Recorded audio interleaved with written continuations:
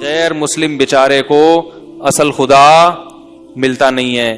دل دینے کا دل چاہتا ہے کہ ہم بھی کسی کو معبود بنائیں, کسی کے سامنے جھکیں. یہ فطرت ہے انسان کی. ایک تو صحیح خدا نہیں ملتا, غلط کو خدا بناتے ہیں. پھر ان کو یہ بھی نہیں پتا کہ اس سے محبت کے اظہار کا طریقہ کیا ہے. سمجھ رہے ہو نا, اس سے محبت کے اظہار کا طریقہ کیا ہے. اپنے اخپل طریقے سے خداؤں کی عبادت کر رہے ہیں. پریشان ہے نا, کوئی ہدایت نہیں, کوئی رہنمائی نہیں ہے. کسی نے کیا کیا کہ وہ لا کے اس پہ دودھ چڑھا دیتے ہیں, پتہ نہیں کیا کیا کرتے ہیں, مجھے تم پتہ نہیں, کوئی ہار کوئی مٹھائی رکھ دیتے ہیں صبح صبح. ہندو لوگ صبح گھر سے نکلنے سے پہلے اپنے بھگوان کے سامنے مٹھائی رکھتے ہیں. وہ سمجھتے ہیں اس سے بھگوان کیا ہو جائے گا, کیونکہ اب ان کے پاس کوئی طریقہ نہیں ہے, پتہ نہیں چل رہا. لیکن فطرت ہے انسان کی کہ معبود کو خوش کرنا ہے. کوئی جانور ذبح کر رہا ہے لا کے, کوئی کچھ کر رہا ہے, کوئی کچھ کر رہا ہے, کوئی پتہ نہیں کیا کیا کر, کوئی میلا کچھ ایلا بیٹھا ہوا ہے بھگوان کی خاطر, نہائے گا نہیں. کوئی سر منڈا کے گھوم رہا ہے.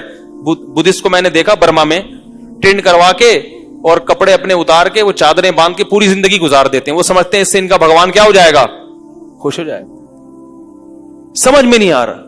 محبت کے اظہار کا طریقہ سمجھ میں, بعض لوگوں کی شادی ہوتی ہے, ان کو بیوی سے محبت کے اظہار کا طریقہ نہیں آ رہا ہوتا. ایک آدمی کی شادی ہوئی, اب وہ سمجھ میں نہیں آ رہا بیگم سے میں بات کیسے شروع کروں.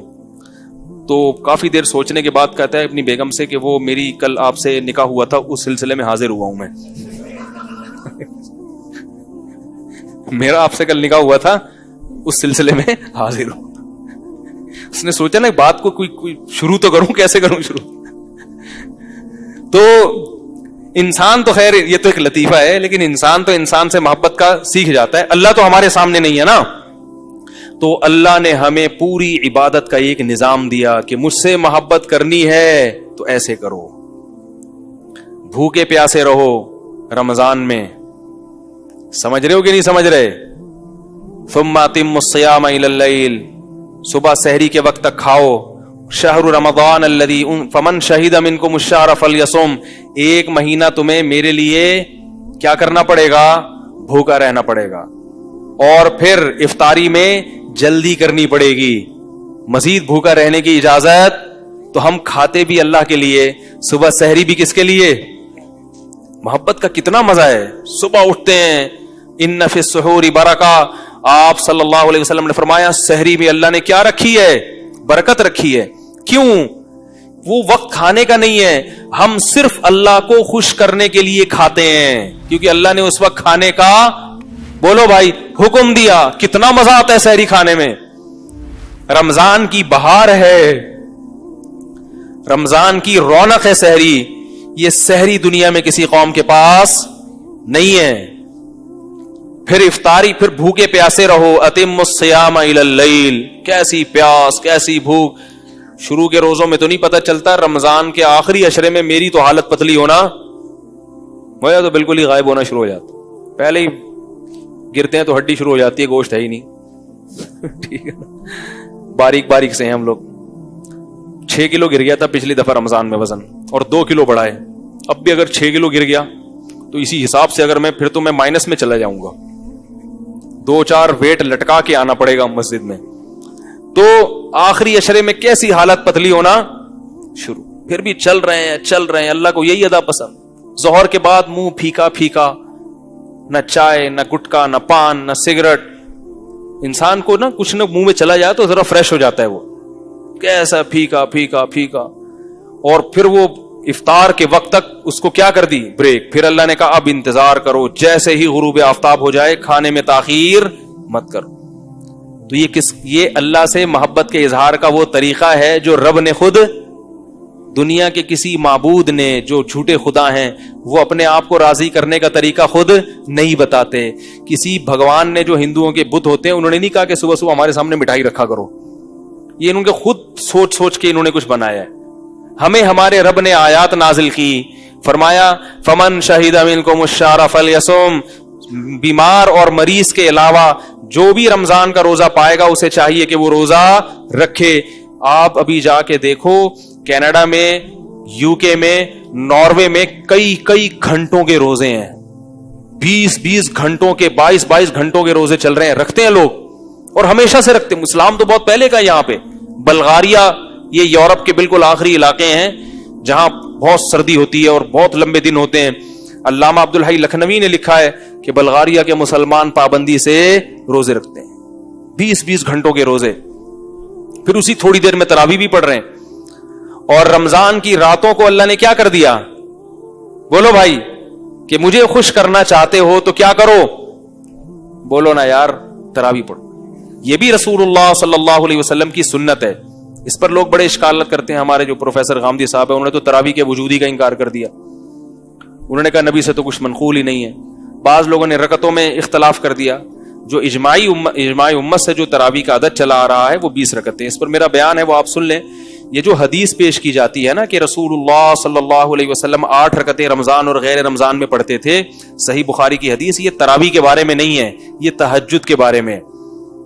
سمجھ رہے ہیں؟ تو جو لوگ اس حدیث سے استدلال کرتے ہیں ان سے میں ایک گزارش کروں گا کہ دیکھو, نبی جو یہ 8 رکعتیں رمضان اور غیر رمضان میں پڑھتے تھے, یہ جماعت سے, بولو نا بھائی, اس حدیث کو فالو کرنا ہے تو پھر آپ جماعت سے نماز, نفل نماز میں جماعت جائز نہیں ہے. اکا دکا لوگوں کی تو جماعت ہے, کبھی بھی نبی نے نفل میں اتنے لوگوں کو اکٹھا نہیں کیا ہے. نفل تو تہجد ہے نا, وہ 2-4 صحابہ, اس سے زیادہ نہیں. تو اگر آپ نے اس حدیث کی بنیاد پر 8 رکعتوں کا قول لینا ہے تو پھر اس حدیث کو مکمل فالو کیا جائے. اس میں پھر کیا ہے کہ وہ تہجد تھی. تہجد کا وقت کب ہوتا ہے؟ رات کے آخری حصے میں. آپ کب پڑھتے ہیں؟ عشاء کے فوراً بعد. دوسری بات, وہ انفرادی تھی. آپ کیسے پڑھتے ہیں؟ اجتماعی سطح پہ, تداعی ہے, لوگوں کو بلایا جاتا ہے, باقاعدہ جماعت ہوتی ہے. تو اس سے پتا چلتا ہے کہ یہ وہ والی نماز نہیں ہے جس کا بخاری میں. یہ جو نماز ہم پڑھتے ہیں اس میں نبی نے صرف 3 یا 5 دن پڑھی ہے, اور کتنی پڑھی ہے یہ ہمیں معلوم نہیں ہے. نہ 8 کا پتا, نہ 20 کا پتا, کچھ پتا نہیں کتنی پڑھی ہیں. حضرت عمر کے عمل سے پتا چلتا ہے کہ 20 پڑھی ہوں گی, کیونکہ حضرت عمر نے کتنے پر جمع کیا؟ 20 پر. اور حضرت عمر بدعتی, بولو بھائی, نہیں ہو سکتا. مختصر سی بات ہے, یہ کسی کی سمجھ میں نہ آئے تو کیا کریں ہم. پھر حضرت عمر بدعتی نہیں ہو سکتے. بعض لوگ کہتے ہیں حضرت عمر سے بھی 8 رکعتیں منقول ہیں. موطا امام مالک کی حدیث, موطا امام مالک کی حدیث ضعیف ہے اضطراب کی وجہ سے. لوگ کہتے ہیں موطا امام مالک میں تو حدیث ضعیف ہو نہیں سکتی, سند کے لحاظ سے نہیں ہو سکتی, متن کے لحاظ سے ہو سکتی ہے, کیونکہ موطا امام مالک ہی میں جس راوی نے 8 نقل کی اسی نے 20 بھی نقل کی ہیں. اور موطا امام مالک تو امام مالک کی کتاب ہے. امام مالک اگر اس حدیث کو صحیح سمجھتے 8 والی کو تو خود 8 کا فتویٰ دیتے. وہ خود 8 کا فتویٰ, وہ تو 36 رکعتوں کا فتویٰ دے رہے ہیں. پتا چلا کہ وہ خود بھی اس حدیث کو, جب کتاب کا جو مؤلف ہے جو خود حدیث لا رہا ہے وہ خود اس پر عمل نہیں کر رہا. اور پھر صحابہ تابعین میں کوئی ایک بھی روایت ہمیں اس روایت کے علاوہ ایسی نہیں ملتی کہ انہوں نے 8 رکعتیں پڑھی ہوں. اس کا مطلب کوئی بھی اس حدیث کو, امام شافعی بھی اس حدیث کو نہیں مان رہے, امام مالک بھی نہیں مان رہے جو خود کتاب کے مؤلف, اور امام احمد ابن حنبل بھی نہیں مان رہے, امام ابو حنیفہ بھی نہیں مان رہے. تو یہ کیسے ہو سکتا ہے میرے بھائی کہ آپ حدیثوں کا وہ مفہوم بیان کرنا شروع کر دیں جو ان بڑے بڑے محدثین اور ائمہ میں سے کسی کی سمجھ میں بھی نہیں آیا. میرا جو بیان ہے 20 رکعت تراویح پر, آڈیو بیان ہے, وہ سنیں. اس میں میں نے 24 حدیثیں پیش کی ہیں صحابہ اور تابعین سے, اور ان کی سندوں پر بھی بحث کی ہے.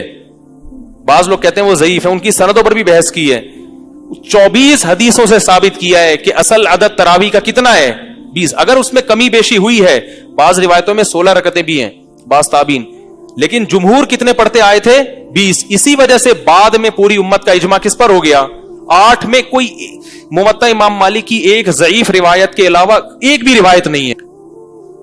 پھر بھی میں کہتا ہوں کہ اگر کوئی بخاری کی حدیث کو بنیاد بناتا ہے کہ 8 رکعتیں نبی نے پڑھی ہیں تو پھر جیسے نبی نے پڑھی ہیں ویسے پڑھو. وہ نبی نے جماعت سے نہیں پڑھی, وہ آخری وقت میں پڑھی ہیں. سمجھ رہے ہو؟ حضرت عمر رضی اللہ تعالی عنہ جب آئے نا مسجد نبی میں, دیکھا کہ لوگ تراویح پڑھ رہے ہیں تو آپ نے فرمایا واللتی تنامون عنہا خیر من اللتی تقومون, او کما قال. فرمایا جس نماز سے تم سو رہے ہو نا وہ بہتر ہے اس سے جو تم پڑھ رہے ہو. یعنی وہ بتا رہے تھے کہ تہجد کی نماز اس نماز سے کیا ہے؟ بولو بھائی, بہتر ہے. اس سے کیا پتا چلا کہ یہ نماز الگ ہے, وہ والی نماز نہیں. یاری بات میرا خیال, حضرت عمر خود گویا اعتراف کر رہے ہیں کہ یہ الگ نماز ہے, تہجد الگ نماز ہے. ہاں وہ بہتر کیوں ہے؟ ثواب کے اعتبار سے بہتر ہونے سے یہ لازم نہیں آتا کہ تاکید بھی اس کی زیادہ ہے. بعض نوافل ایسے ہیں جو ہوتے تو نوافل ہیں مگر ان کی تاکید زیادہ، یعنی ثواب تو اس میں زیادہ ہوتا ہے مگر تاکید زیادہ. دیکھو تہجد کی نماز سنت موقدہ نہیں ہے، فجر کی 2 سنتیں سنت موقدہ ہیں، ثواب تہجد کا زیادہ ہے. نہیں یاری بات. ظہر کی پہلے کی 4 سنتیں وہ سنت موقدہ ہیں، تہجد سنت موقدہ نہیں ہے، ثواب کس کا زیادہ ہے؟ تہجد کا. مگر چھوڑنے میں حرج کس کا زیادہ ہے؟ سنت موقدہ کو چھوڑنے میں حرج زیادہ ہے. مغرب کے بعد کی 2 رکعتیں سنت موقدہ ہیں، چھوڑنے میں حرج ہے، گناہ تو نہیں ہے لیکن قابل ملامت ہے ایسا شخص. تہجد چھوڑنے والا قابل ملامت نہیں ہے لیکن ثواب کس کا زیادہ ہے؟ تہجد کا. تو حضرت عمر بتا رہے ہیں کہ تہجد میں ثواب کیا ہے؟ زیادہ ہے.